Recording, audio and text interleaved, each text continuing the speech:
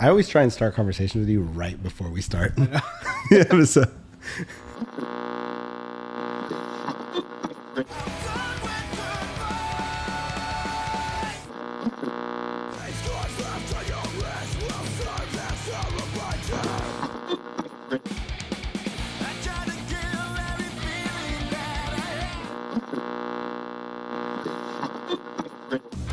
Walking Blind is hosted by overly emotional dudes who overthink and overanalyze everything.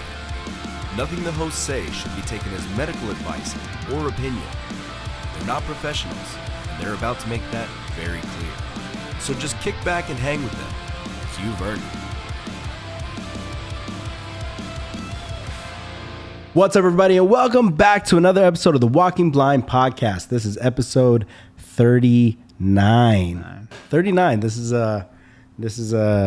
almost a stepping stone, almost a milestone. I'm Mike. This is also Mike, and we're basically here to tell you, let's normalize checking in on the homies.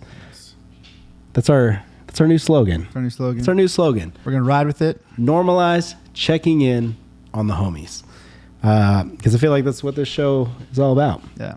You know. That being said,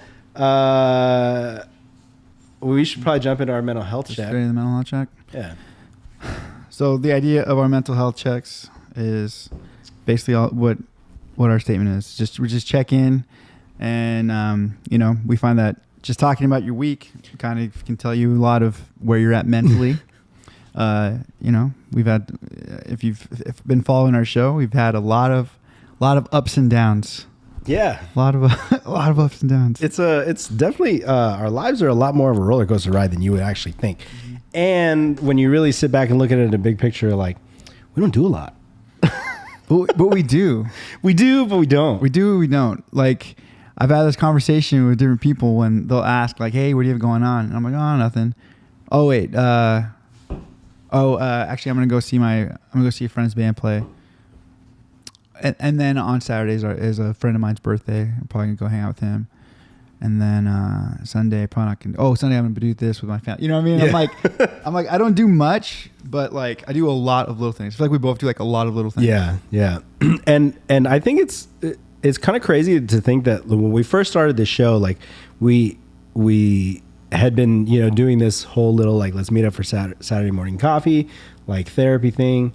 Where we just kind of hang out and just talk about everything going on, like as men, as emotional men. But then it just kind of became something bigger. But also, like right around the time that this show started is when like things kind of started picking up for Burner State, picking up for Torture Culture. Yeah. Like we kind of jumped right back into the music scene right around the time when we started this show. Sure. And I remember clearly telling you to come to a show at Rockefeller's and you not even knowing it was a show and showing up in a bright red polo. And I just like gone into like a nice, I don't know what the occasion was, but dinner with my family. Yeah. and then since then, like we've just kind of jumped back into like back then everybody was so shocked to see us like show face again at a show. And now they're like, "What's up, guys?" And we're like, "Hey, what's up, man?" Yeah, we're back. We're back. Yeah, we're back, baby. But yeah, so the idea of the mental health check is pretty much to check in, and then you know what? Like another thing I want to see is every week, even if it's just one person who's listening, give us your mental health check, right? walkingblindpod@gmail.com, walkingblindpod.com, or walkingblindpodcast.com. Both of those will take you to our site. Also, make sure that you guys are checking out our link tree, like on the Instagram, because you can go to the OnlyFans, and things like that. So we've got a lot of stuff going on, and I was kind of giving Mike an update before we started recording. A lot of the cool shit that we've been talking about, like it's here. It's here, guys. It's here. So we're gonna be bringing on some homies to help us out with this show, kind of make it bigger and better. And we're diving all in. Mm-hmm. We've been kind of just chilling lately, just get together and talk. But we're gonna make this show look and feel and sound as cool as possible. So there's a lot of, like we said, cool things in the works. Things coming. let's jump into the mental health check. How are you doing, man? How was your weekend? All right. Mentally, I feel like I'm doing well. I feel like I think a lot of it has had to do with just like the whole. I've been exercising daily, which is always helpful, and then I don't want to call it a diet because I hate the thought of like it being a diet. You just change your eating habits. I've changed my eating habits for sure, and like the thing for me is I try to think of like I'm trying to be really hard on not doing sugar. Like that's like the big one for me.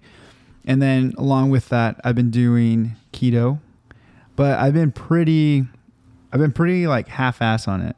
Like yeah, like I can see that. Yeah, like I feel like when I'm like for any like sushi or the day we had like friends over, we were barbecuing, I was like, I'll break for this. But for the most part, it's been pretty easy for me to like stick to it when I do it. But then like if something's coming up or like we're out going out to eat or with family, you're not gonna let it stop you from yeah, which is good though. Like that's, I think when it comes to like the word diet and stuff, this conversation happens actually a lot more in this household than I'd like to admit. But like the word diet always sounds like a temporary thing, right? Like it just sounds like, oh, I'm just doing this for a short period of time to get to where I need to be, and then that's that, But I think that it just needs to be like an overall like just lifestyle change in general. Yeah. And from what I've seen, you're pretty consistent. Like you've lost some weight, you look good. Yeah, 15. Getting into those larges again. Yeah. I was talking to Raul about getting some Liquid Death merch, and he was like, "Yeah, there's a merch order coming. What sizes are you guys?" And I'm like, "Well, I'm rocking the XLs." And I go, "Mike is in that in between the large and the XLs, and he wants to lean more towards the larges." And Raul was like, "So would the large be like the motivating factor here?" And I'm like, "Yeah, I think so." Yeah, 100%. So he's gonna rock the larges.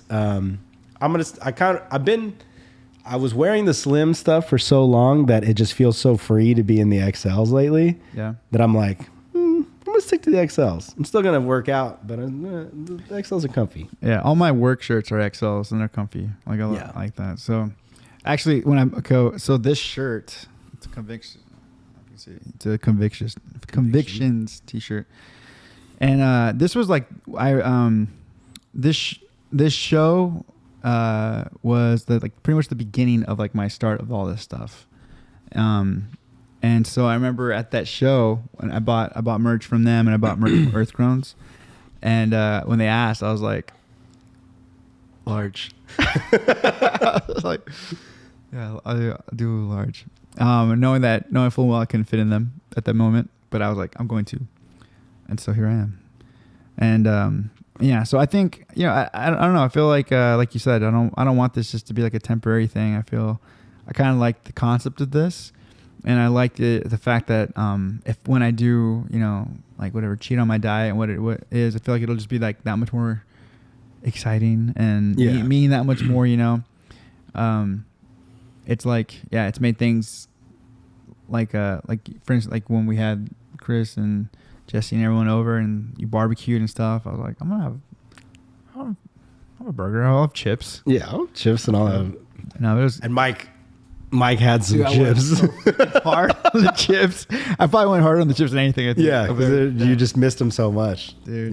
Yeah. So, but yeah, so it's been nice. And then the other weird thing that I've been like crazy consistent on has been my jump rope, man.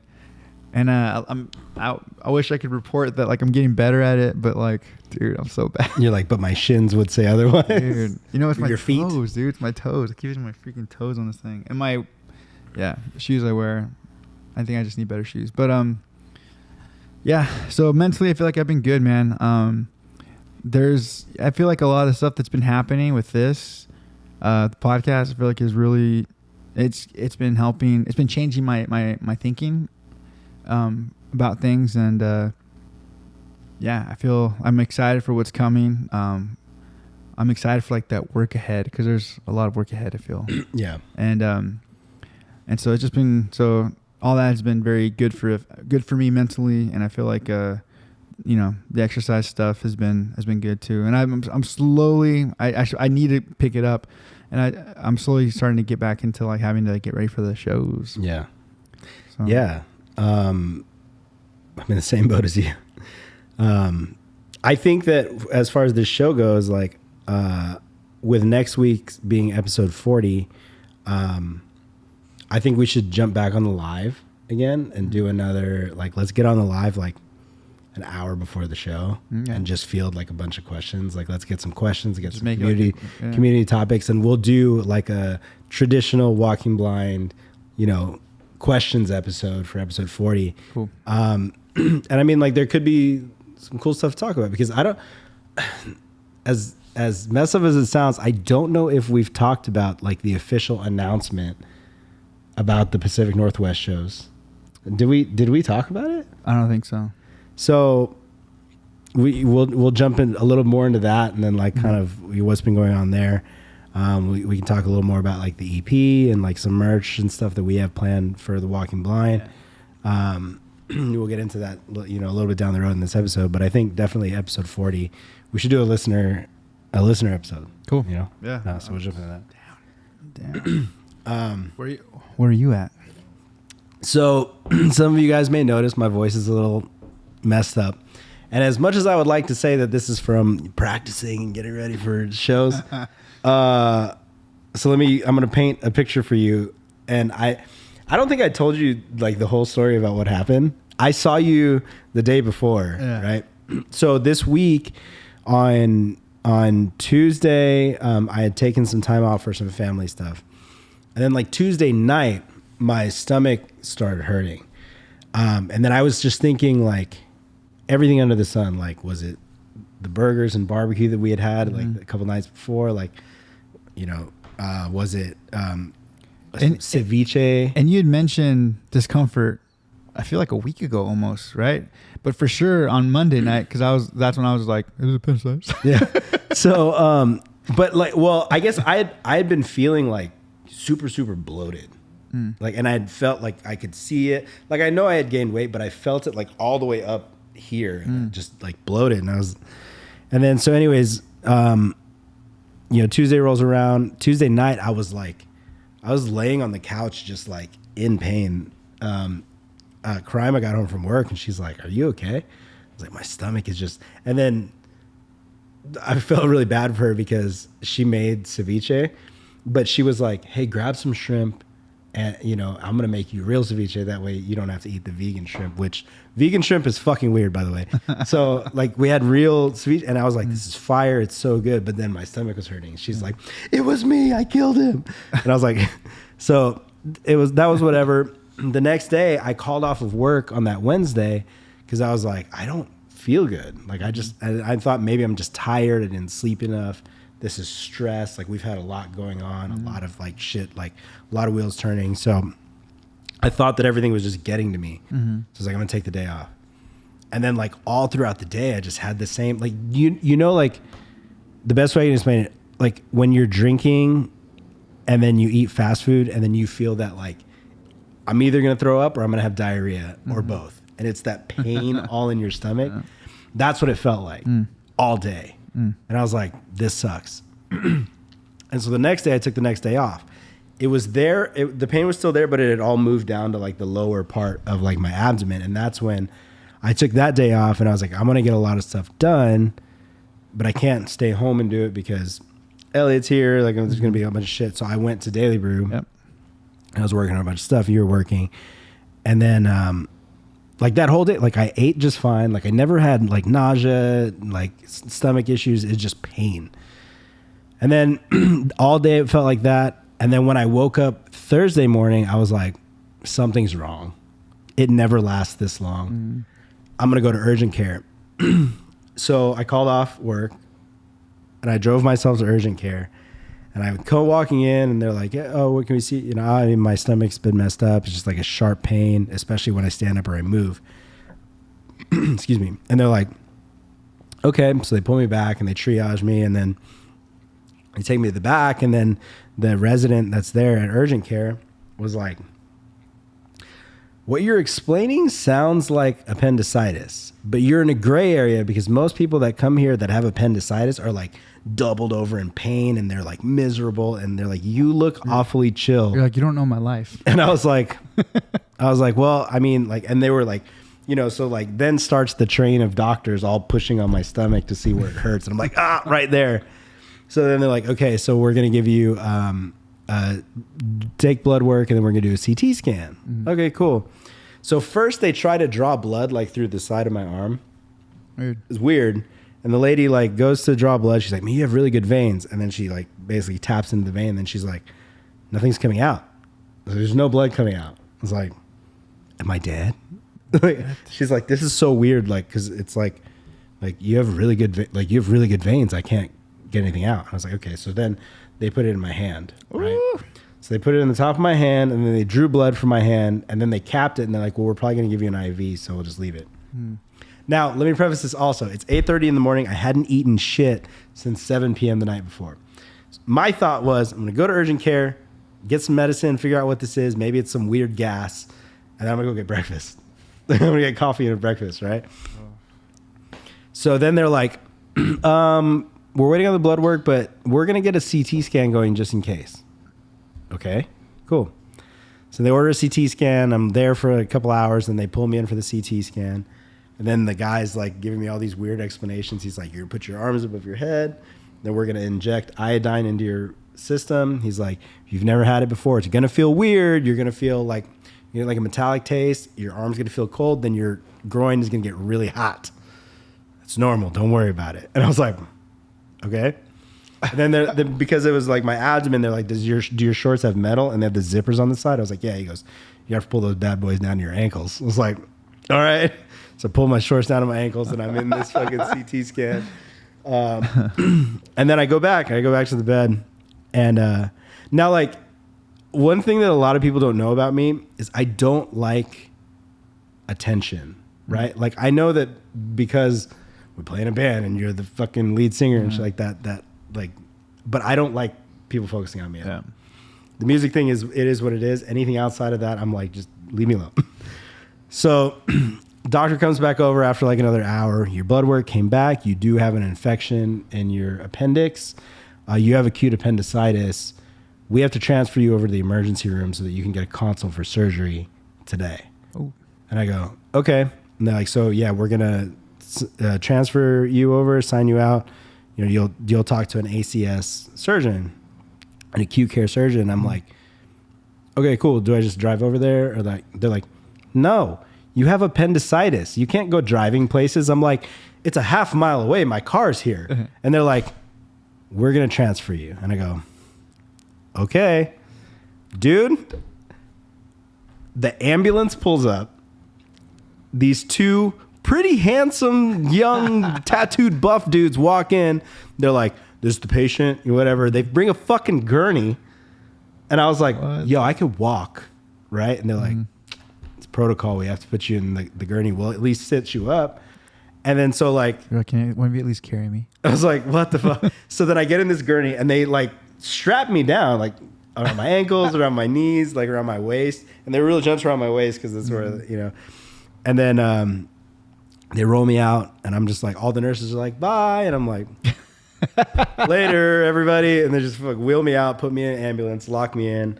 And then one of the dudes goes, did you request to be picked up by ambulance? I go, no. I was like, my car's right there. I could drive right there. It's a half mile. They're both like, you know, it's like a half mile away. Yeah. And dude's like, well, we don't always get these calls, but for transport, you know, we just have to follow protocol. I'm like, all right, cool.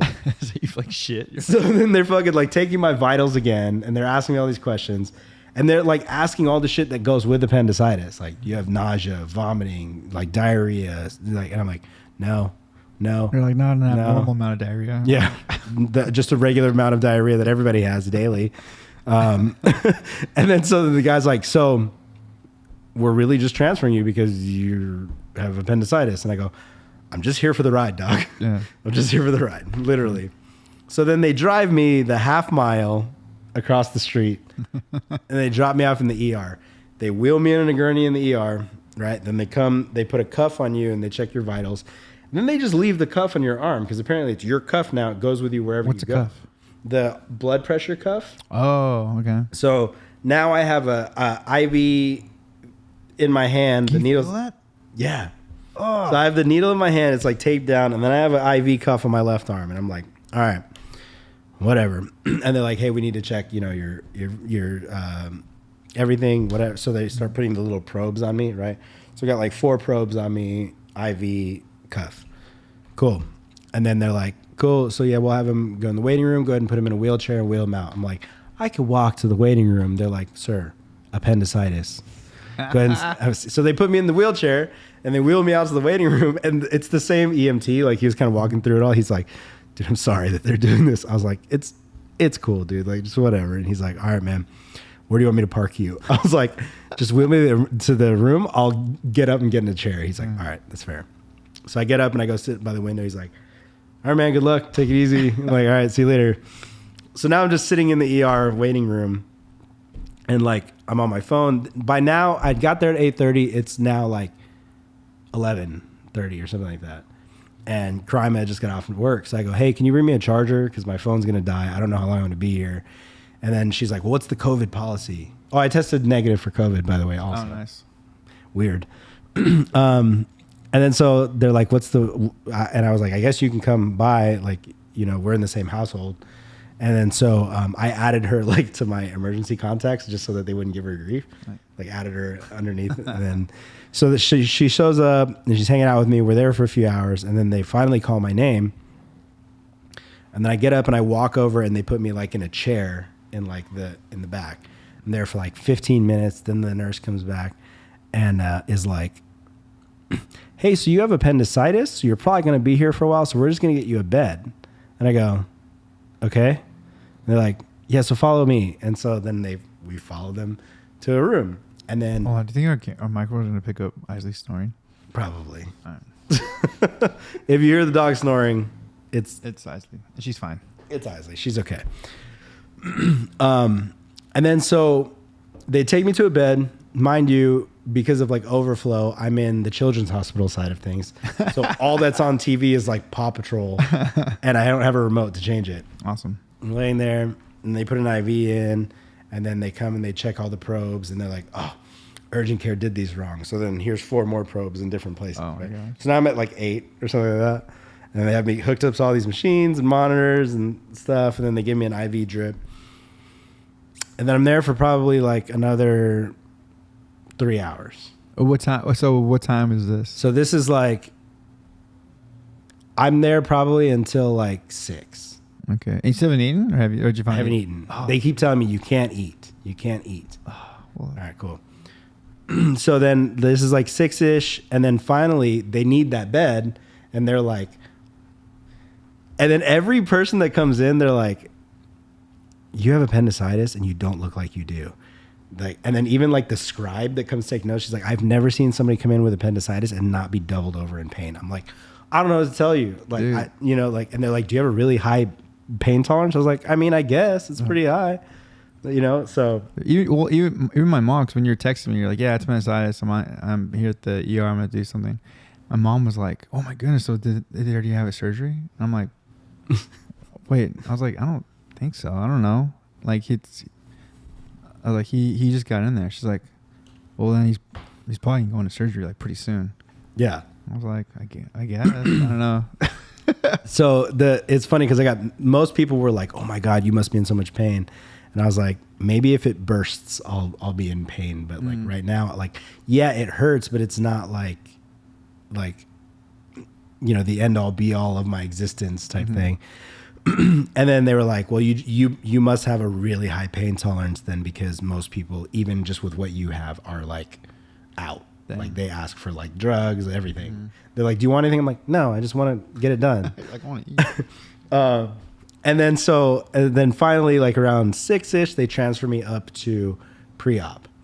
Once again, they come by, put me in a wheelchair, wheel me to pre-op, and I'm just sitting there the whole time. I think that's when you text Martin. You were starting texting Martin and I, right? I think I had texted you when I was at urgent care, but then I was like, yeah, I'm going in for surgery. Yeah. And they're like, oh, fuck.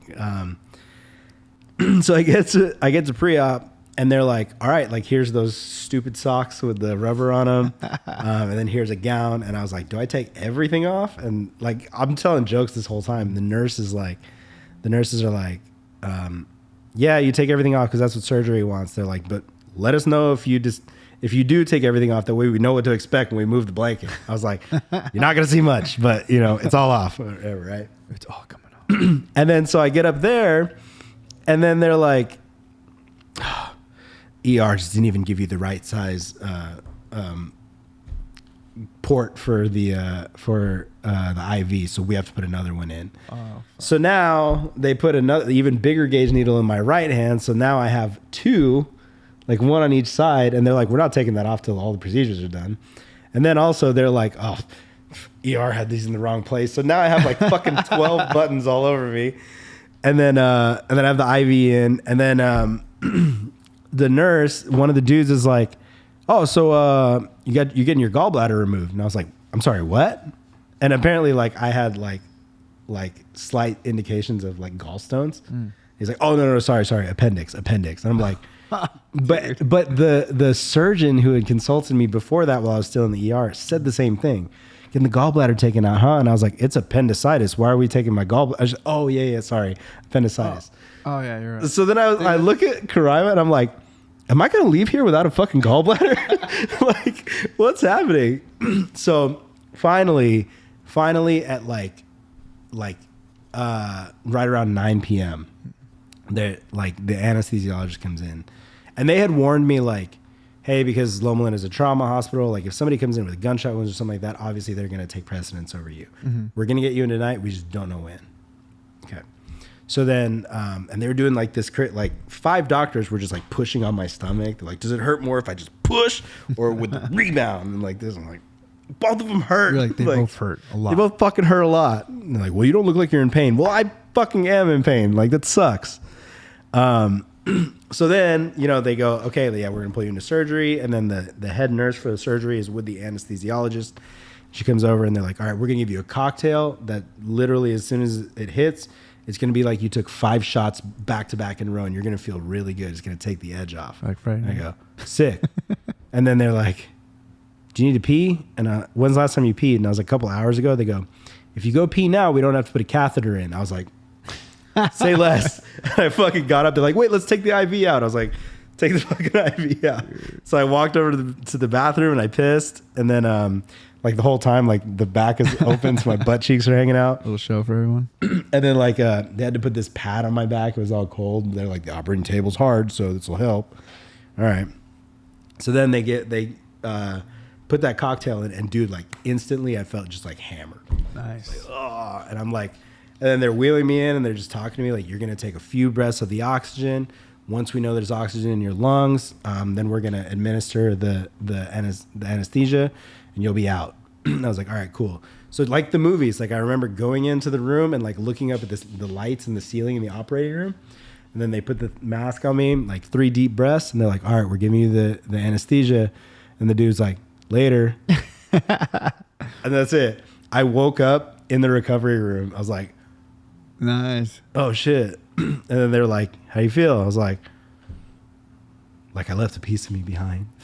Like just, and then so they like it, luckily because it hadn't burst and it was uncomplicated, it's like it was laparoscopic, so it was like a camera and like basically a robot that does the surgery. And so I have like 4 incisions. Like I have one main incision right here, one above my belly button, one under my belly button, and then like one up here. And it's like they're small enough that they didn't need stitches, but I was just super, super sore. So there's like a glue layer over them. Whoa. Like I have stitches internally on my muscle, but then on top they like, it's like the self-dissolving stuff, and then there's the glue that keeps it all together. Weird.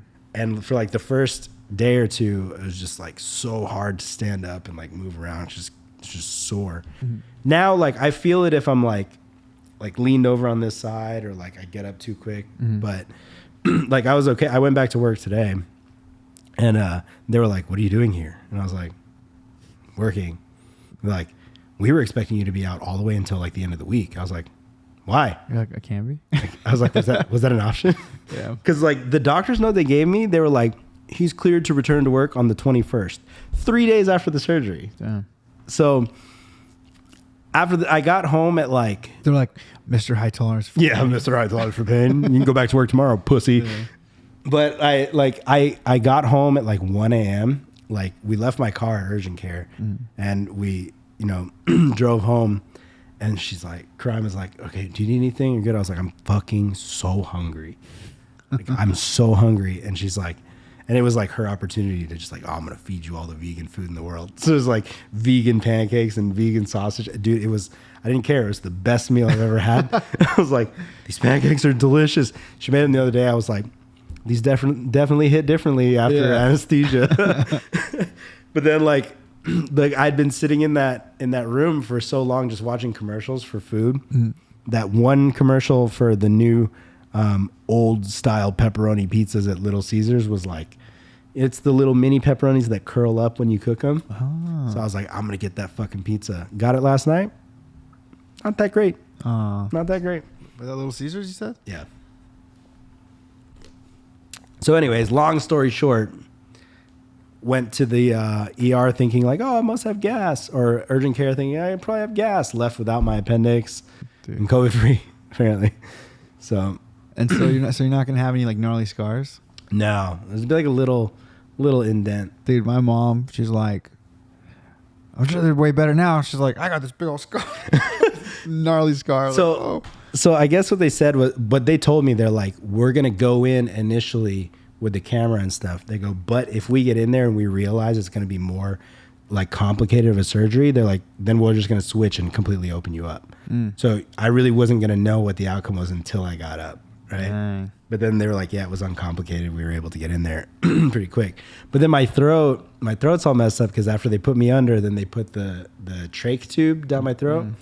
So, and all week I've been describing it like this until my mom was like, it's called a uvula. I was like, the little dangly thing that Cardi B talks about in the back of your throat. Because it was so swollen from that trach tube that it was like enlarged, and I kept choking on it. Because it would like flip up onto the back of my tongue. And I'm like, what is that? And I had to re-swallow it again because it was so swollen. And finally, like starting today, like it's still not as bad, but my throat is still a little jacked up. Dude. So that's why I'm talking like this. But yeah, it was definitely an experience. Yeah, I didn't realize how gnarly those things are until my mom was like, they gotta get him surgery right away. I was like, it doesn't sound like he's gonna be in surgery right away. Yeah. And then, cause she's like, yeah, the burst, I think it gets in your bloodstream and it gets real serious. You could die. Yeah. And she's like, man, septic. She's like, man, he must be in so much pain. And I was like, yeah, I guess maybe. He's like, I don't know. It doesn't sound like he's, Yeah. I was like, I saw him yesterday. Yeah. Like he looked fine yesterday.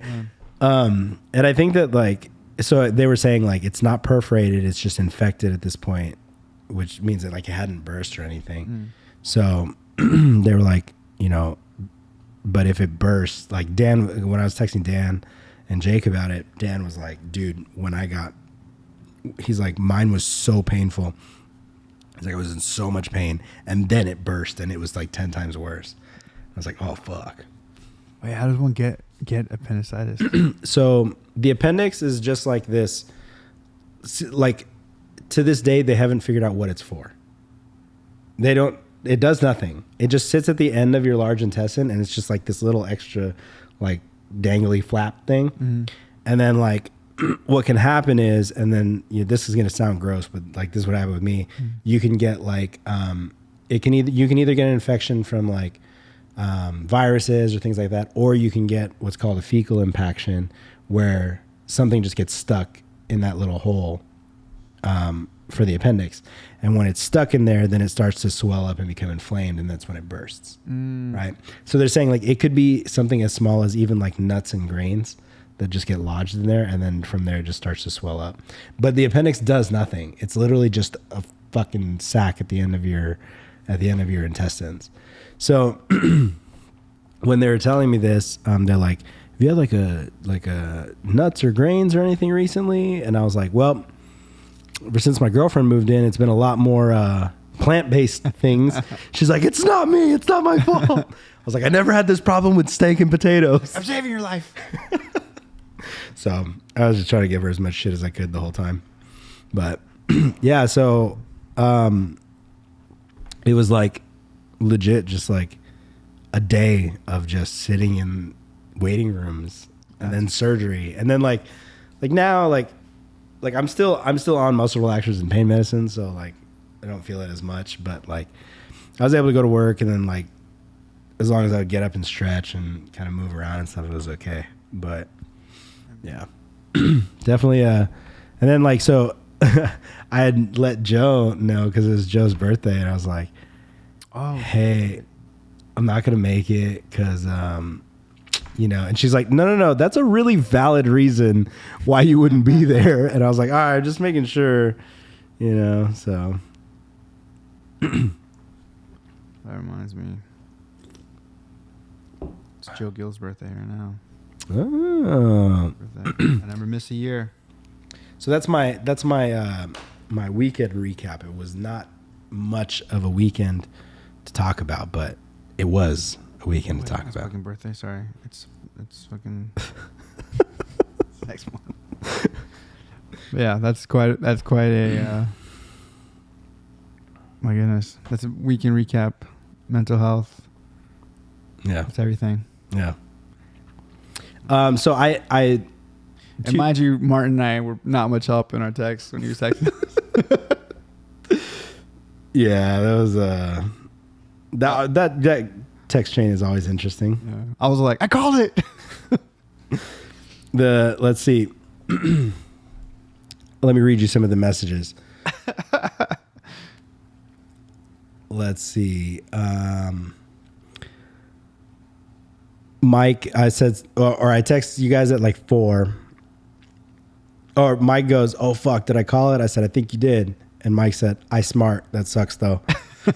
And then I was like, "So surgery tonight, just not sure when." And Martin's like, "Well, shit, you'll have a badass scar now." And I was like, "I don't think it's even going to be that big. It's the laparoscopic procedure." And Martin said, "Don't know what that is, but it sounds sick." And then Mike goes, "Is that the procedure that will enhance your powers? Do you need a ride?" And I was like, "Nah, Karima is here." And Martin said, "Is she there to core in your IMA?" And then sent the, "Ha! Got him." And I was like, "What?" Yeah, I didn't understand that either. And then he just totally changed the subject. He's like, "We're going to YouTube event right now." And we're like, "Okay, cool." So, yeah. It was. I'm glad you didn't get that either, because I was like, "What the fuck?" I mean, I knew what he was trying to do. He was intentionally being dumb, but I was just like, fucking Martin. So I have some news that I want to talk to you about. We'll move on a little bit from this, and then that news is going to lead into my my little questions for you. Oh, okay. So today, Angels Baseball announced that the organization has initiated a formal process to evaluate strategic alternatives, including a possible sale of the team. Owner Art Moreno stated, "It has been a great honor and privilege to own the Angels for 20 seasons. As an organization, we have worked to provide our fans an affordable and family-friendly ballpark experience while fielding competitive lineups, which included some of the game's all-time greatest players. Although this is a difficult decision, it was entirely our choice and deserved a great deal of thoughtful consideration. My family and I have ultimately come to the conclusion that now is the time. Throughout this process, we will continue to run the franchise in the best interests of our fans, employees, players, and business partners." Okay, remember before we start. Oh, continue. So I need I want your thoughts. Okay, so before we start talking about this, I was like, "Hey, I have two things that are going to trigger me." This is Angels being sold. So this is the first thing that's going to trigger me. Okay, I'll just keep this short. For anyone who doesn't know, I'm an Angels fan. I ride with them. Let's say this. I'm an Angels fan, Angels fanatic. Yeah. I like to say that I'm a baseball fan first, and I feel like I'm, ever since the Angels won the World Series in 2002, I felt like baseball has become a sport for me, and I don't get as invested or as caught up in the bullshit of it. But dude, so the Angels have had, since Artie Moreno took over the team, Angels now, like they've had great offensive lineups. And for anyone who doesn't follow baseball, like offense is great, but if you don't have pitching, it doesn't fucking matter. It falls apart, yeah. Like the term defense wins championships. In baseball, it means pitching, basically. Yeah. That's basically what it means. And like it's so what he said in the statement is totally true. They have done a lot to like improve the stadium and to make it like family friendly. They've brought in, to their credit, like they've brought in like there's breweries that are in the stadium now. There's like different types of food and barbecue, stuff like that, which is cool. And then like an interactive like area like with games and stuff. Like that stuff is that's fine. That's totally cool. But the team, like the owner refuses to get pitching. Yeah. Refuses to get pitching. Like to the point where we like he wants, it's almost like he just like looked at like who like the top players were and then was like, okay, we'll get these guys. Not realizing that it's like, well, they play positions. Yeah. And it's like, well, and also they're on the wrong side of like their age, basically. Mm-hmm. Like Albert Pujols, I think we signed him. I forget how old he was when we signed him, but he's like, dude, gave him a 10-year deal and he's how old? At least 10 years older than he says. Yeah, dude. That's it. Oh my gosh, dude. That's another thing too. We had during that era we signed Josh Hamilton, all these guys that we like, but and we just offense, but no pitching depth. This was the first year they actually made an attempt to like go after pitching and stuff. And in our draft last year, we basically drafted nothing but pitchers. So, my thing with the Angels and the big thing is everyone's saying like, oh, they're wasting Mike Trout, which they are, and now they're wasting Ohtani, which they are, and they need to just trade him so that they can go off and win a championship elsewhere.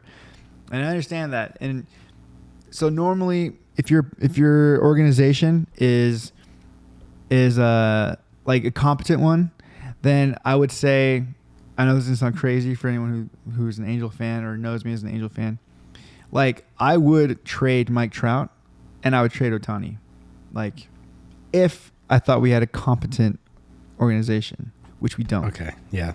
So that thought is scary to me of trading these guys because I don't trust the organization to get their worth back. Right. Like like a haul for, like, dude, to trade Trout, you're gonna get a roster, a freaking boatload of number one picks. Yeah. And you might even get like a pretty like a pitcher now. Yeah. That you can build off of. Same thing with Ohtani. You can get what's it called, like the King's Demand or whatever, for like both, either one of those players or for both. Like they could, like if you like, you can restructure the whole team with a trade of both. Yeah, but I don't trust the Angels to do that. I don't trust Artie to get the right pieces in. I know it's like it falls on what's his name, our GM, but like everything has to be okayed by the owners and shit. And so you can tell that he's trying.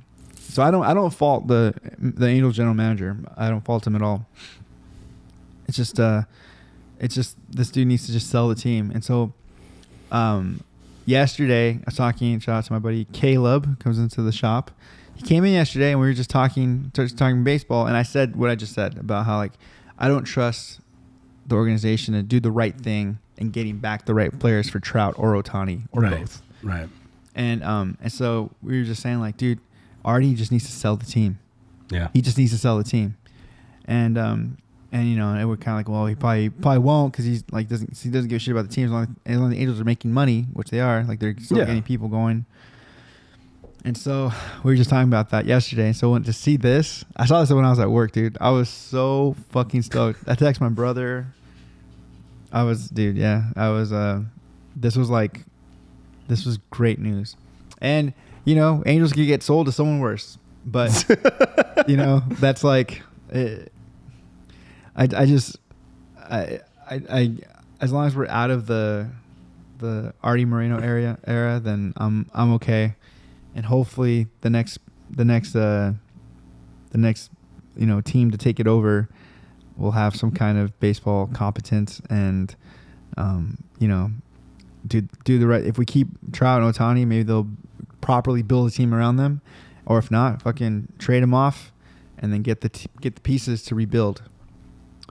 But I really hope they don't fucking do shit before they leave. Be memorable, like, Yeah, you know what I mean, or like fuck us over and be like, we some like wild ass, stupid ass shit. like another offensive player that we don't fucking need.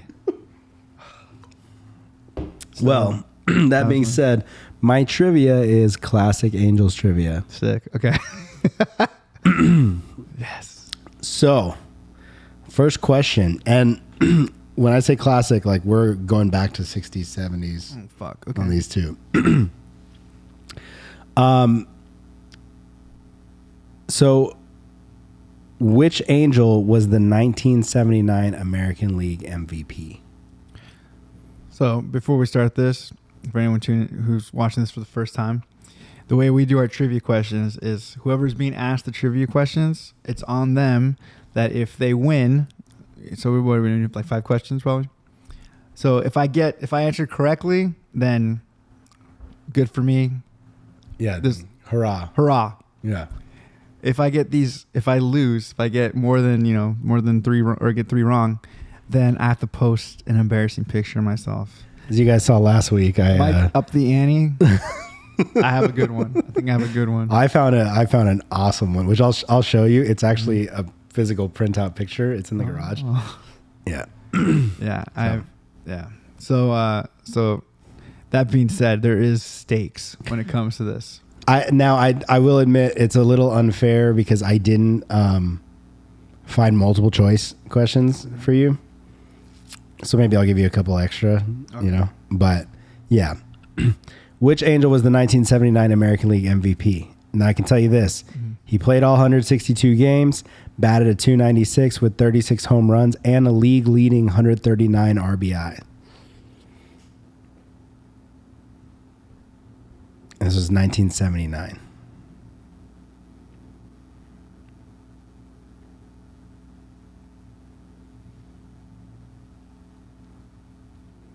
He's 79.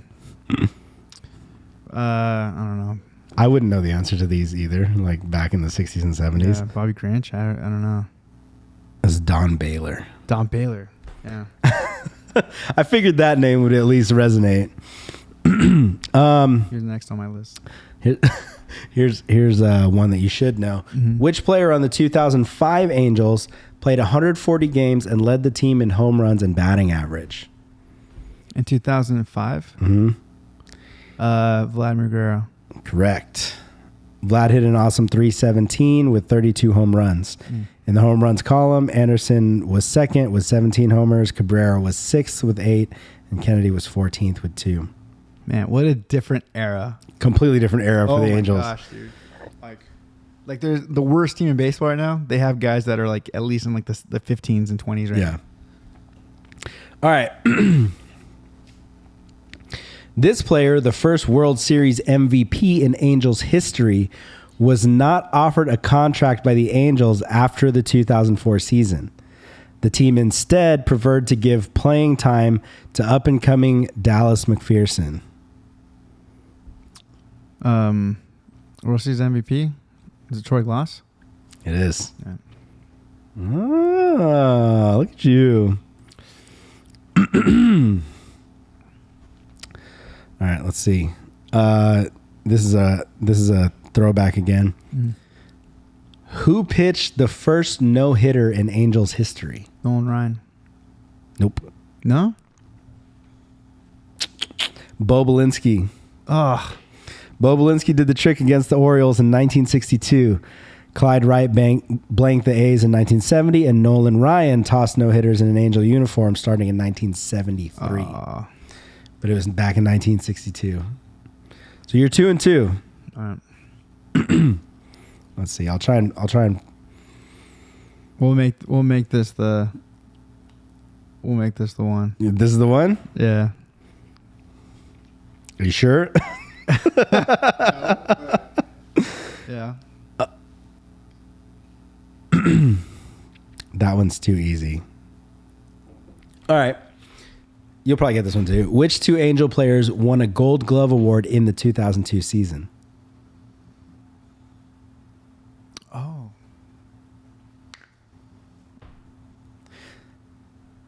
So one was a center fielder and one was a catcher. Oh, dude. Darren Erstad and Benji Molina. Nice, dude. No picture for you. Woo. So a little, just a little fun one, or two fun ones. Okay. Which famous person once owned the Angels? Famous person? The cowboy. Gene Autry. Gene Autry. Yeah. And then where did the Angels start playing their home games during their inaugural 1961 season? Was it Palm Springs? No, Palm Springs where they did the spring training.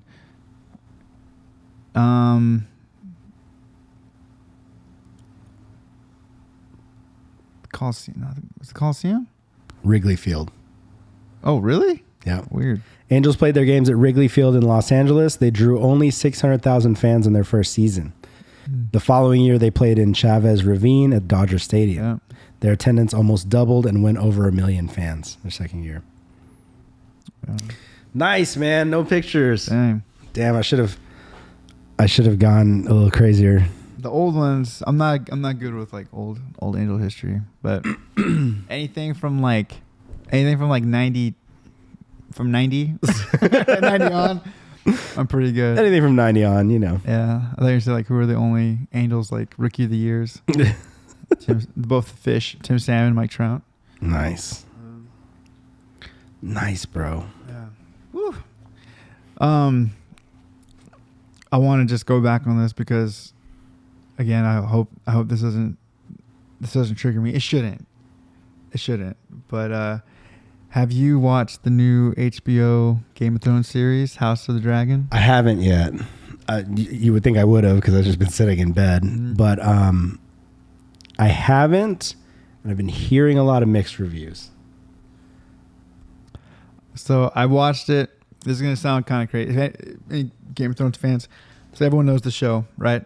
On paper, there's incest, there's gore, there's a lot of nudity, there's dragons, yeah, a lot of violence and stuff.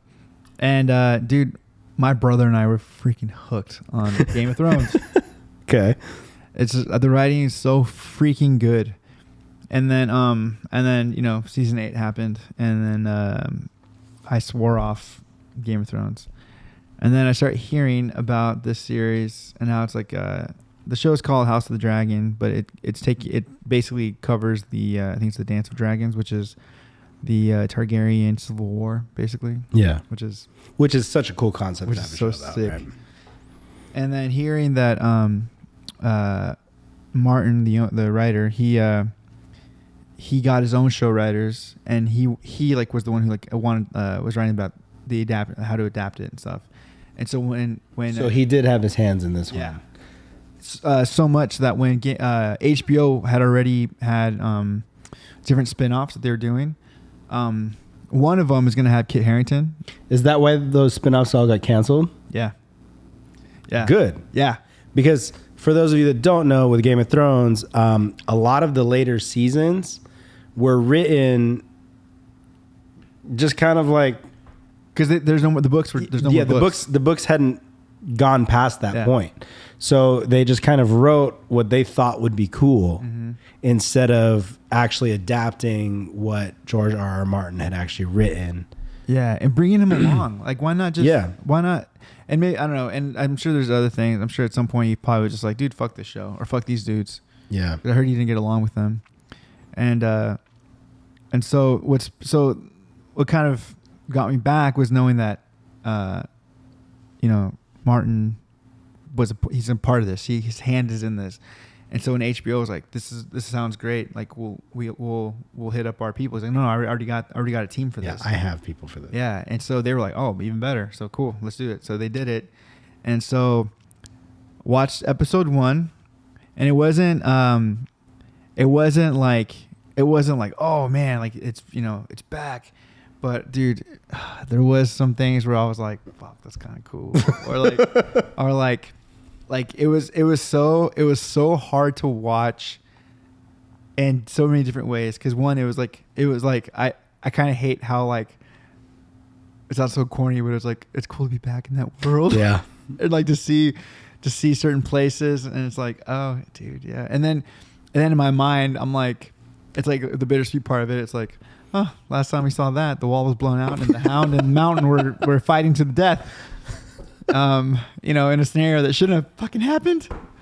And so, but it was just cool. And then you get references of different houses and stuff. And you know, it takes place, like I think they said 172 years before the birth of Daenerys. Okay. And so it's a prequel series, and it's just interesting. It's cool. And there's already some cool things that you can tell they're like kind of going for. Yeah. And I will say right out the gates, dude, dragons, which is sick. I remember watching Game of Thrones and thinking, how are they going to pull off dragons? Are they going to look corny as fuck, or are they going to look sick, you know? It is kind of cool to see how much you can tell, like by the growing popularity of it, how like how much better the CGI has gotten. Yeah, it got better as it went. Like season 7, you know, parts of season 8. By then, like, I mean, they're like each episode is basically a mini movie. Yeah. You know? Yeah. Season 8. But anyway, so all to say is first episode was pretty cool.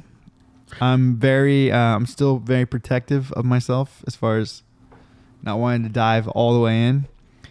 But it's kind of hard not to, because I remember a moment when I was super in Game of Thrones. Then like the big thing is the lore. And so when you start going back, I remember thinking like, well, fuck, they should have done this thing. Like, yeah. And now they're doing this now thing. They're doing it. So it's hard not to get like super excited about it, but I've been hurt before. So I would hope that like they realized what their pitfall was with the last. Yeah, I think so. I think they have. Hopefully they fix that. Mm-hmm. What happened with the Rings of Power, the Lord of the Rings prequels? Is that out this weekend? Oh, this weekend. I think it's coming out this weekend. Yeah. Okay. Damn, they timed it. They timed it with the Game of Thrones, huh? Dude, they're going. You know what's funny is they're going head to head, and Is it J.R. Martin? Is that his name? Tolkien. No, for Game of Thrones. George R.R. Martin. Yeah. So they're asking him about it, and he was just like, he's like, dude, this is like a time for fantasy. He's like, this is great. I hope my show does better. He's like, but I'm happy. That they're coming out with it, and it'll be, you know, they'll be kind of going head to head, you know, because he's like, we've written a really good show, and it sounds like they have as well. So I thought that was kind of cool. Now and I say this with all the love in my heart, the nerds are going to go after me for this, right? And this is, let them come. Sorry, I had to do that. So I used to do a podcast called The Robot Lab, which may come back eventually. But that was a pop culture show, right? Long before I convinced Mike to do a podcast with me, I did a podcast. And at that time, we were on top of every movie, every release, everything that was coming out. Like, we were there. We were reviewing it by the next day. If you do that shit now, dude, I will be there. Dude, there's some talks. We'll talk. Okay. We'll talk about it. I've even reached out to Ty as well. Ooh. You know, but hey, there's Ty's one reference. Yeah. Dude, I don't think he got in last episode. I don't think he did either.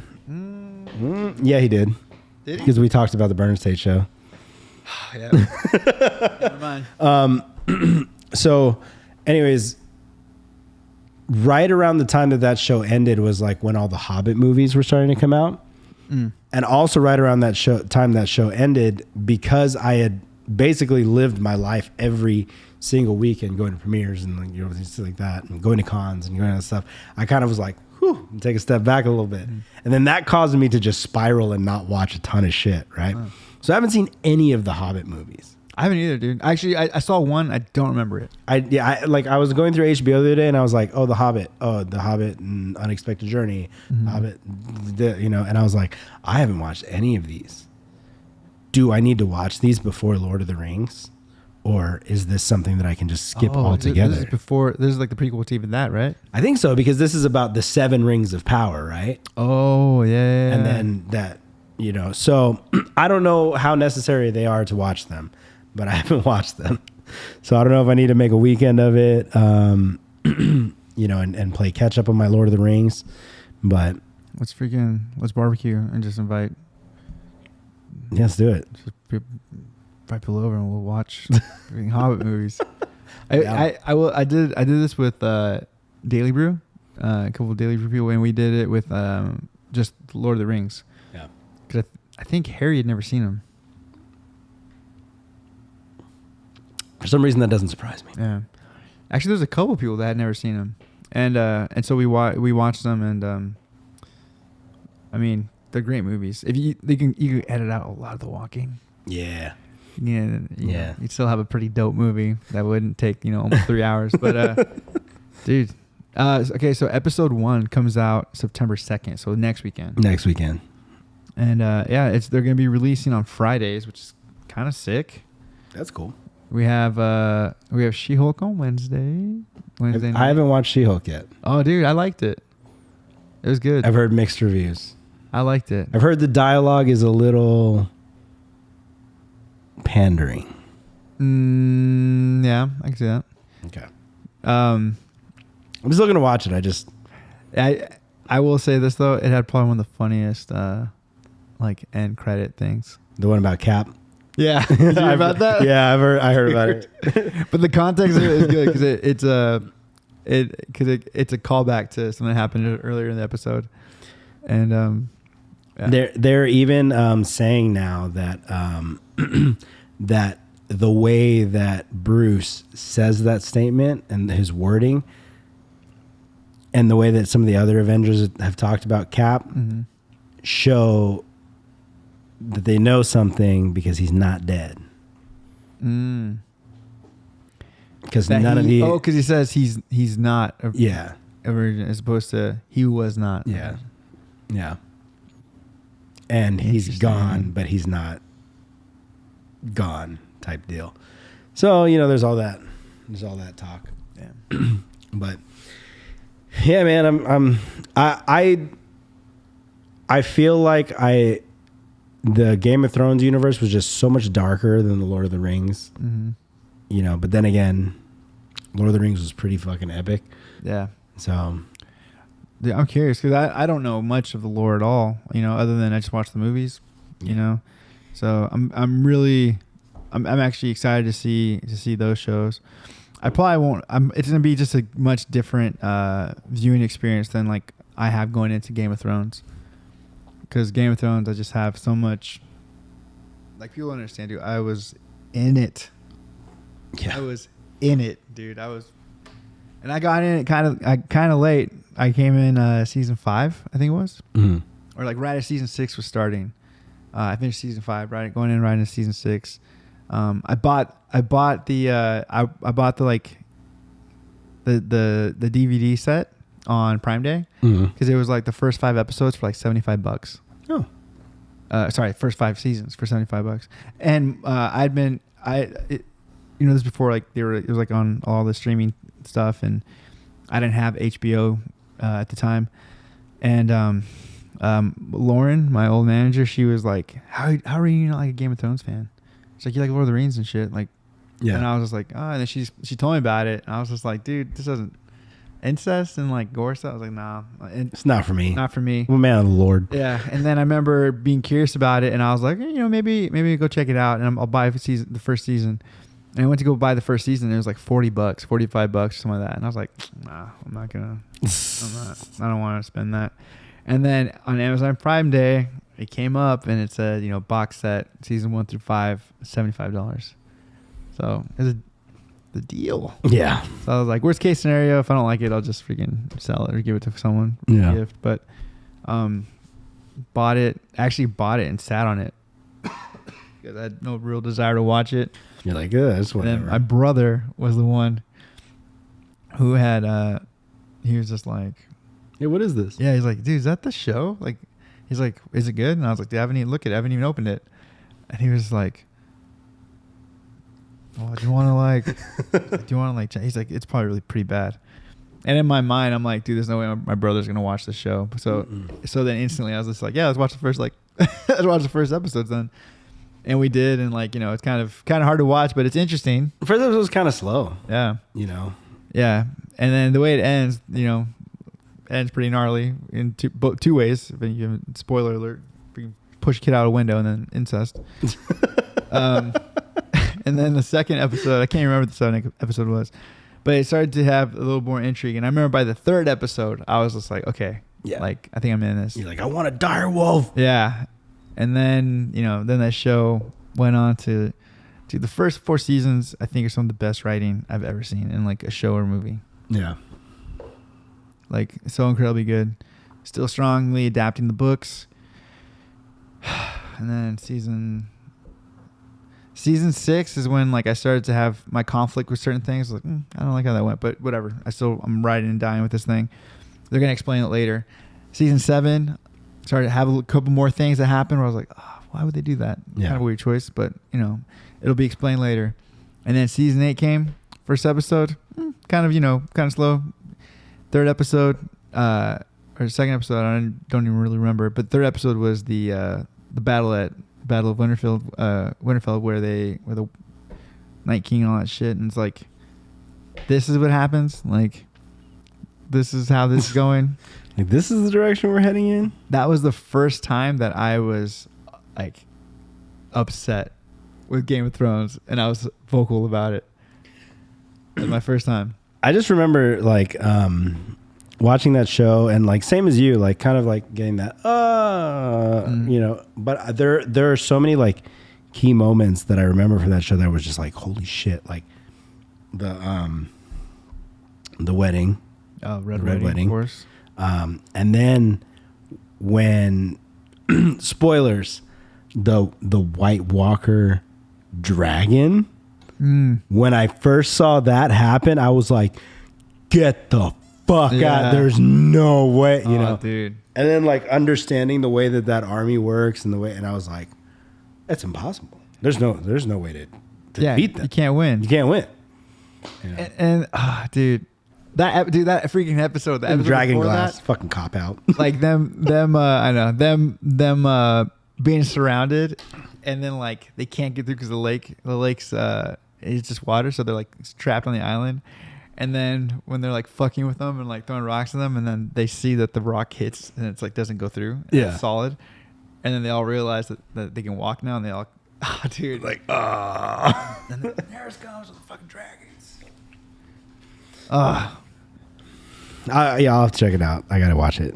You gotta see what it's all about. Yeah, I think by the third episode, if it really starts to pick up, I might even start doing like reactions. Ooh, okay. I was thinking about it. Okay. For the YouTube? Yeah. Oh yeah, I should do for that. Just have it just for that. Just subscribe to the Walking By YouTube channel. We're gonna do some cool shit over there, dude. Or maybe live stream it. Just not have it on. Good. We could set like a premiere night. What nights does it come out? Sundays? Sunday nights. Maybe do a little live, dude. So that's like my those are my two triggers, Angels and Game of Thrones. I have to read this on the show. Karima just texted me and said, "Is homeboy staying for dinner?" Why? What are we having? So what else you got for us? All right. Well, so do you want to talk about the NBR announcement now, or do you want to wait? Oh yeah, we can end. Let's end with that. Then before we end with that, let's do the community question. Cool. All right. So this is sent to us. We've had a couple, and I appreciate everyone who sends in these questions. At some point, they'll make it on the show. Yeah. We have a list. We keep track. We do have a list, and there's been some good ones, but I just feel like this one, I don't know why. It's just, I think it's interesting to me, and it was sent to us by our buddy Adrian, and his the way he worded it is funny. He just said, "Cancel culture being overrated." Cancel culture being overrated. Mm-hmm. Mm. So, I guess I need context. I don't know, but I think just in general, talking about, I think, and this is also obviously opinion, right? Because there's people who probably don't think that at all, and think that there's a place for it, maybe even. I think what he's getting at is just kind of like maybe that we're like it's overblown. The idea of cancel culture. So from purely an opinion standpoint, I can say this. I think I don't believe in cancel culture only because I don't think I have the right to dictate.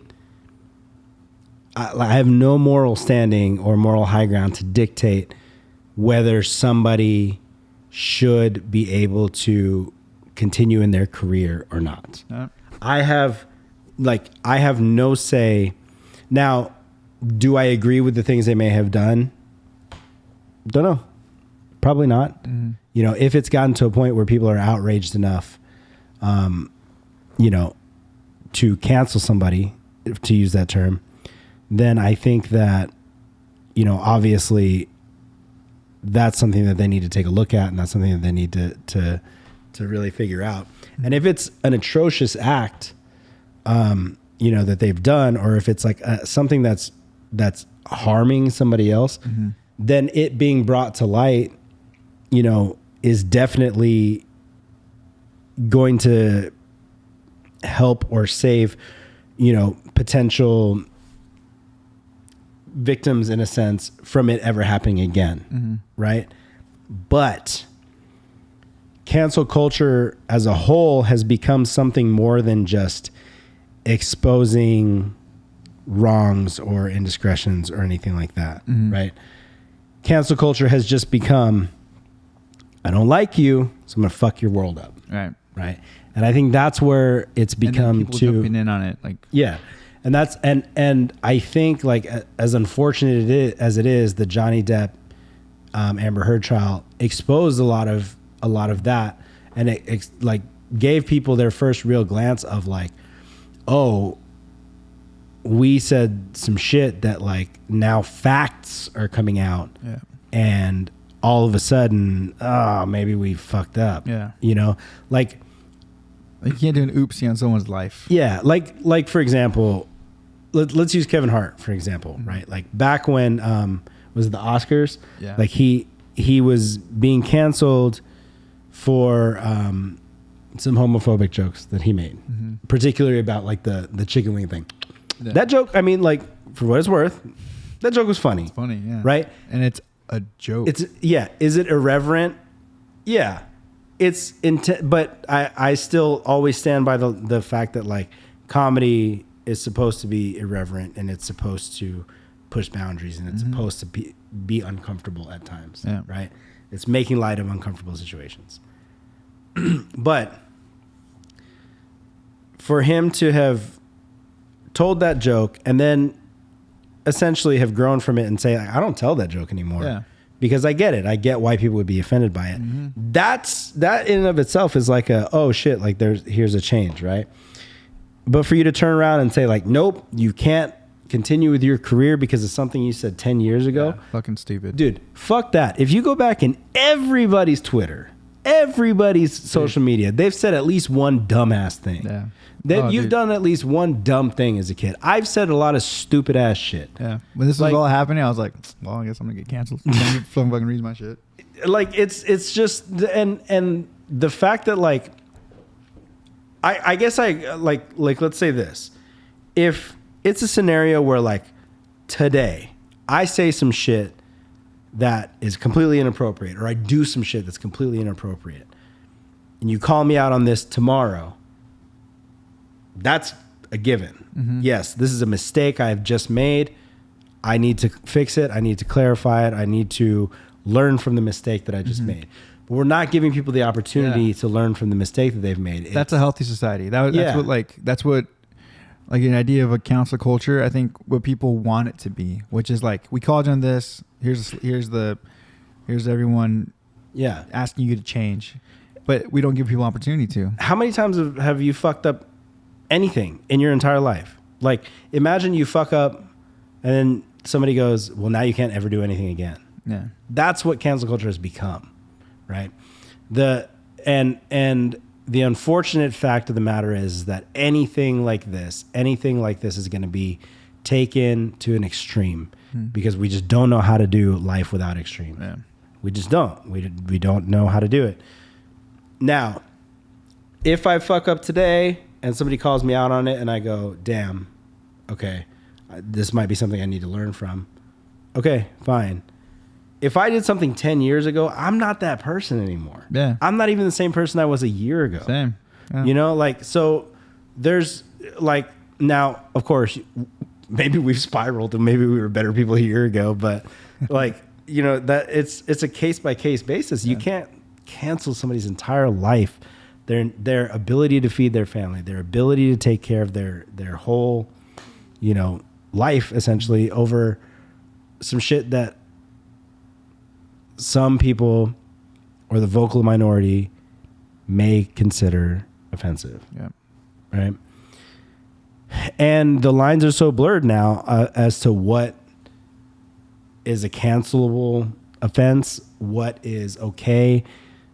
If it's somebody that, you know, people love, then all of a sudden it's fine that they do stuff. But if it's somebody that like has had opposing views and we want to destroy them, like that doesn't, like if you have two people do the exact same thing, but one's Republican, one's Democrat, and then you want to fucking cancel one side just because they're the opposing viewpoint of view, we've completely lost the picture. Yeah.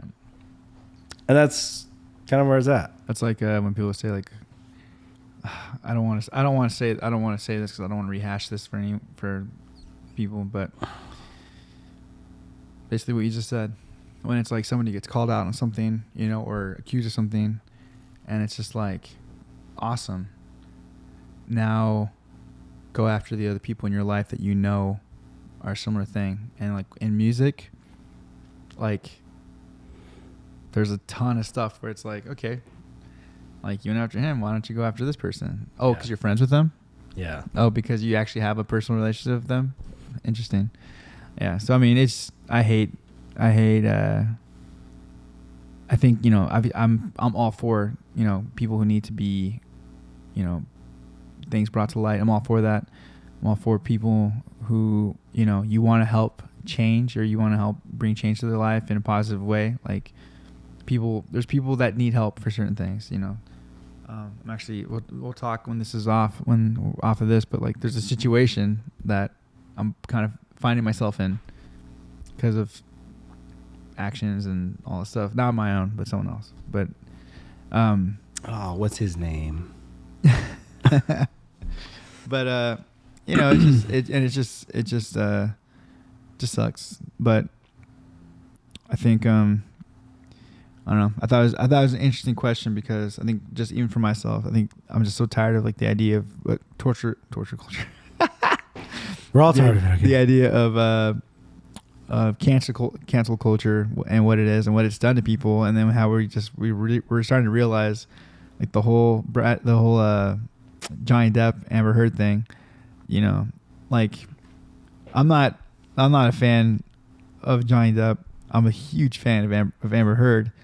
But even for me, it was just like, well, damn, that sucks. Like, and it's like, okay, so are all these people who just shit on, you know, Johnny Depp, are they taking it to social media and apologizing to him? Yeah. How's that foot taste? Yeah. You know what I mean? It's just like, and of course not. Of course not. People yeah.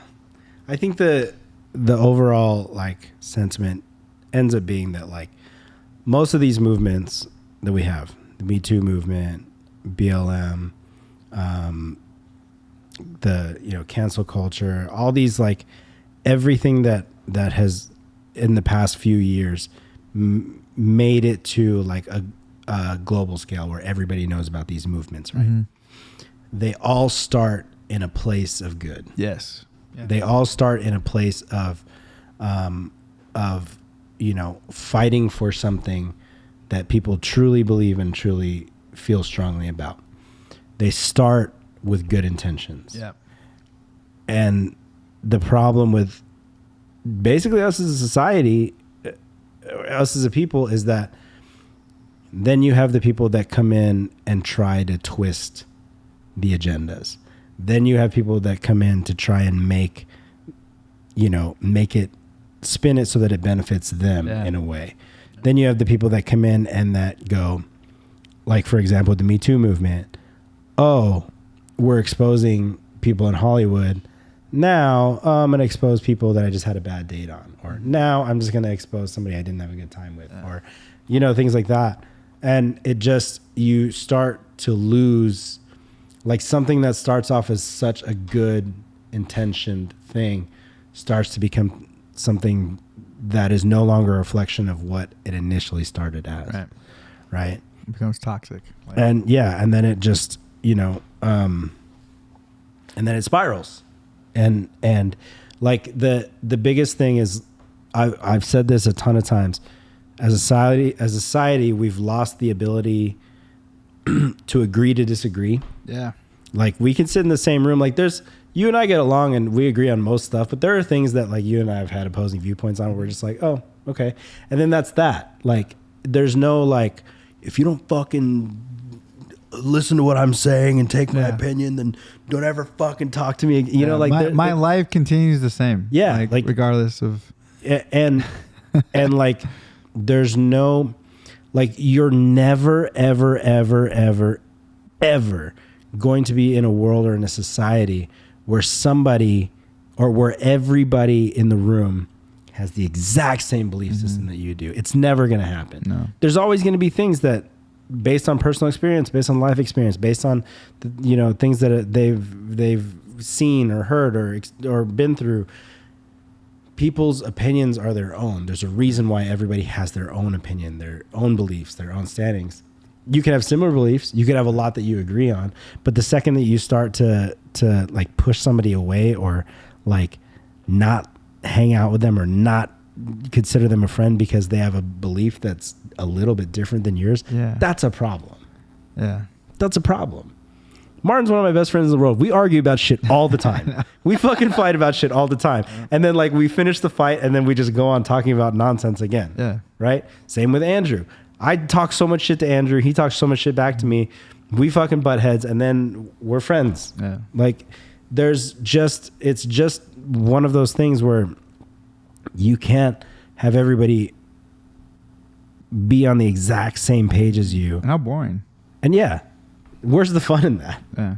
Like, you want to like, sometimes I just say shit just knowing that it's going to piss somebody off because it's kind of fun. Yeah. Well, dude, I love hearing people's explanations for things. You know what I mean? Regardless, because if they're able to say something that I feel like, oh, I'm totally okay changing my mind. Yeah. Like, I'm totally okay having my mind changed about things. Like, for sure. When we talk about things, but but it's like, it's hard, but it's also, I found it's like difficult to have the conversation with people when you can tell like they're getting like so like hurt by what you're saying. Yeah. And it's like, do you really feel this strongly about that? Like, I have opinions about a lot of things, but like, I'm not willing to die on the hill for like 99 of them. You know what I mean? It's just like, whatever. That's just like, I think this, I see things this way. Yeah. There's things in my life that I kind of now do differently because of them. Sure. But like, I don't expect you to come with me on this journey, or I don't expect you to like understand this the way I did. Yeah. Like, the easy thing is baseball with Angels. Like, I don't expect anyone to have the same kind of love that I have for the Angels. I was a fan through the 90s. Like, my you were there when no one else was. Yeah. Literally. Yeah. So when people are like, why are you an Angel fan, not a Dodger fan? It's like, well, I started off a Dodger fan, lived close to Angel Stadium. I will say this. I saw my dad this weekend. He came by and brought me food. And he walks in wearing like the cleanest looking brand new Dodgers hat. And I was like, fuck. That hat looks good on you. He's like, I brought you one. he's like, remember when you were a kid and I used to take you to Dodgers games? Fuck. Dude, I remember as a family we used to watch the World Series, the 88 World Series, Dodgers. I grew up on the Dodgers, man. I grew up a Dodgers fan. Even when I lived in Atlanta, I would rock the LA hats. And it wasn't until I came back here that I was like immersed in the world of the Angels. Yeah, it sucks. There's fucking sick ass Dodger gear. LA hat. Who doesn't want to wear a fucking LA hat being from the West Coast? But that's why the Angels made a California hat. Right? Love that. That's still like my favorite Angel logo. But anyway, thank you, Adrian, for that. Yeah, let's end the show with the official announcement. So, I think that we hinted a bunch of times on this show, like, hey, there's some cool stuff planning. I'd be sick if torture culture, like I think we did a lot of that stuff, but officially, so we announced, NBR announced that they're going to be playing some shows up in the Pacific Northwest. Mm-hmm. So it's a nice little weekend Warrior run on Mike's birthday, a little bit after, right? Oh, after, yeah. But this is Mike's birthday party. Like he gets a sick ass birthday party this year. So the shows were officially announced, starting off in Spokane. Yeah, Spokane. So October 7th is in Spokane at the Big Dipper. Mm-hmm. Tickets are available. And then Saturday is in Tacoma at the Alma. Yep. I don't know if tickets are up yet. I think they might be up. Actually, they might be up now. I'm not sure. I have to look. And then Sunday, it's going to end in Portland at the Mono Occulta. I don't know if I'm saying that correctly. But what makes the Sunday one special, and the whole reason of this tour is because Daniel Garrow, NBR, our guitar player, he's moving out of Portland, where he's been the last 7 years, I think, 8 years. And him and his wife and child are moving to Pennsylvania. Yeah. And so Daniel wanted to kind of have like a farewell, as you would. And so we've been trying to figure this out, get these shows going. Shout out to Tron, who did a lot of the booking. It's funny. It's different, like, for us when we were like, okay, we're going to do these shows Pacific Northwest. Like, what bands do we want to hit up? And I think all of us had the same thing, because we're all of us were like,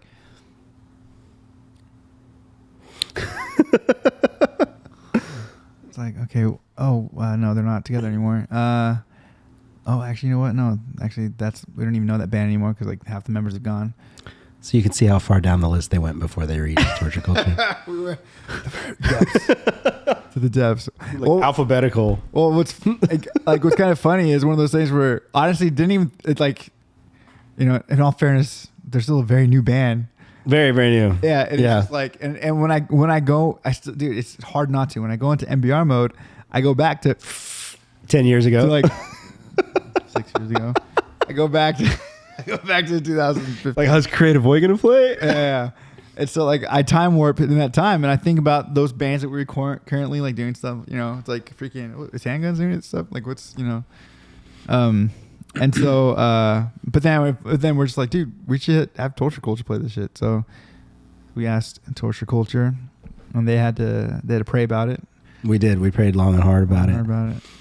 But yeah, so we're excited, man. It's gonna be Torture Culture. Clay City, who I didn't know up in anything before this. I know Tron knew him, and I think Daniel knew him. Okay. And so they're all going to be opening the show. And then our buddies in No Home, which is exciting because we've known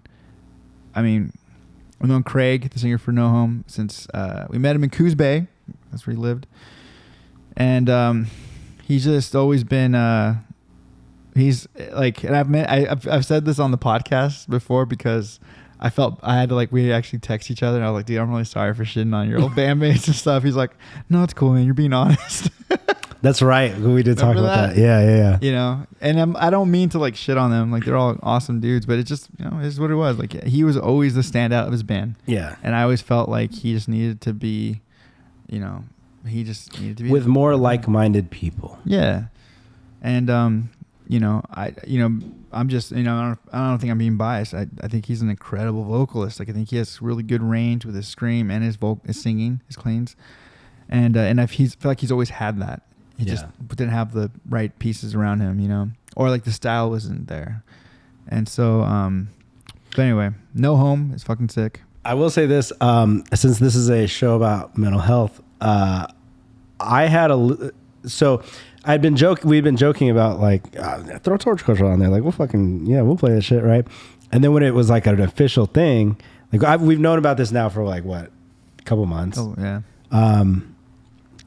But then it wasn't until like the lineup was like solidified and I started listening to other bands, and I had a moment. I felt like a kid again, like starting to play shows again, where I was like, oh fuck, like, yo, these bands rip. Like all these bands rip. Like they sound pretty fucking good. Like they're, you know, even Clay City, they sound heavy as shit. Yeah. No Home sounds fucking awesome. And then I was just like, oh man, we're in the oddball band. we're a straight up hardcore band. We're not like we don't have like heavy breakdowns. We don't have like, you know. And I started to feel myself getting like in my own head about things, and I was like, kids don't know the songs. People don't know. Like, the fuck are we doing? What are we doing? What are we doing here? Hey, drop that freaking EP. So the EP. So then that was like the kind of like the, all right, the EP. So the EP is coming out at the end of August. Mm-hmm. With it being the intention of, I want it out as long as possible so people can learn the songs and at least know some of the songs and know who we are before we go up there, right? When like a year ago, when we went up, a little more than a year ago, I guess at this point, when we went up to play Northern Alliance, we had zero music out. We weren't playing at home. We rushed to get Burn and Caged out. Yeah. And since then, on the EP, Burn and Caged are on the EP, but they feel different. They feel different. They sound different. Yeah. So I think I got in my own head, but then I was like, fuck it. Like, we're going to be hanging out with friends. Yeah, like, it's going to be a good time. Dude. You know, we're taking the Feels on Wheels. So if you're in the Pacific Northwest and you want your first glance at the Feels on Wheels, we'll be there. Yeah, it's exciting. But as far as Torch Culture stuff goes, August 30th, we are dropping it. The record's going to be digital, Spotify, iTunes, all this shit. We're also setting up a new merch store where we've got some hats. They're sick. Yeah, 2 hats, like 2 brand new shirts, and then plus we've still got the bird shirt that's going to be up there. All going to be in the online store, and I think we're going to work it out where if you buy some merch, we're just going to give you a free copy, like a digital copy of the record, because we're not physically pressing this EP. So yeah, it's going to be like out there, and then that's it. It's out there. Like, we've already started like planning on, we're working on new music. Like, we've got 2 songs that we're working on. I was like, hey, let's write like at least one heavy ass song, like new song that we can play when we're up north, so that we have some breakdowns. Dude, but you say, but you guys have such cooler like mosh side to side stuff. Dude. Like, we do have some like fun, like hardcore stuff. Yeah, like hardcore it's stuff, fun. So. It's fun. I mean, you know, I hope people like it. I hope people fuck with it. I do. I think they will. And I'm on one of them. Yeah, Mike's on one of the songs, and that song's really fun. I say my first swear word. First swear word on a recorded record for Mike Perez. I've got that in the bag. I've even had like, cause I've never cared enough. Like, there's been moments where MVR songs have almost had swear words, but I just felt like, why? You know, I don't think. I always felt like, for me personally, for myself, I don't think this for every other artist or band or whatever. For myself, I felt like they were filler for MVR. Yeah. And so, and it also makes it more fun when you say it live. Yeah. Or like, you know, but anyway, so yeah, our song is cool. I think it was fitting when you told me about what it was, and you're like, yeah, you know, you can write your part, and which for me right away, I'm like, fuck, I'm more. I like when people have a thing for me already. And yeah. Riff off that. And then if they give me freedom, like, hey, you can change what you want, but this is what it is. I prefer that, especially because it's like, I don't have time to sit down and write. But then when Mike told me what the song was about, I was like, oh, well, fuck, I can write that. So, which we can talk about. Yeah, the song is about like walking away from music. And then like knowing that like Well, the first lyric in the song is, I walked away, and in that moment, I knew I was doing the right thing for me. Yeah. Right? For me.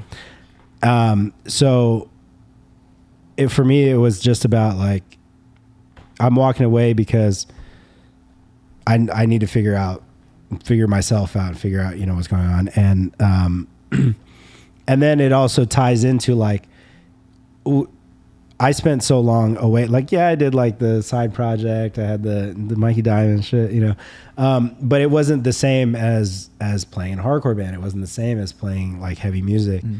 And, but then just going through and just thinking like, those days are behind me. And then when I came back to it and I had that first, like when I finished lyrics for the first song and started like jamming it, I was like, this was missing. Yeah. Like I missed this. And then that's like kind of what we talked about, like going back to shows, like even beatdown shows, like even just like little local, like rowdy, like small, tiny venue shows. It's like, this is like, I miss this. Like, I miss this a lot. So that's pretty much what that song's about. So that one's fun. I want to do a music video for that song. We should. I'm down. We should. We'll wait until we finish losing weight. Yeah. Or maybe we'll do a live video up over the Pacific Northwest run. Fucking do that, dude. You'll have 3 nights of footage. Dude. Hey, no way. You want to come to the shows? I'll just wear the same shirt when I come out. We just all like rotate shirts, some Walking Blind merch. Oh, dude, yeah. Never mind. Oh, we had to do that.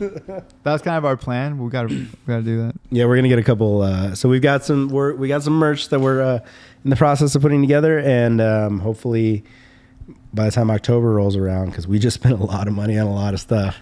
But by the time October rolls around, we'll have some merch, not only for you guys, but that we're gonna rep too for the show. Yeah, dude, I'm gonna rock that shit. Rock the fuck out of it.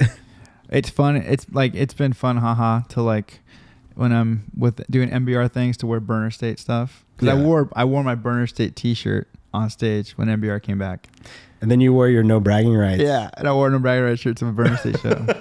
Because people give me shit, I'm just like, dude, I'm in what? Fucking Michael from Burner State. Yeah. That's another funny thing. They put me as Michael on shit. I like that. I think it's funny. But yeah, it's gonna be exciting. If you plan on flying up, let us know. And that's it.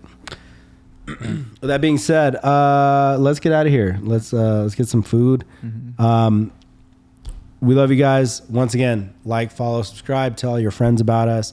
Next week, we're going to do a old school questions episode. So we'll be doing the live stream beforehand, collecting some questions. If you guys have community topics, let's talk about them, because we keep a list going of everything that gets submitted.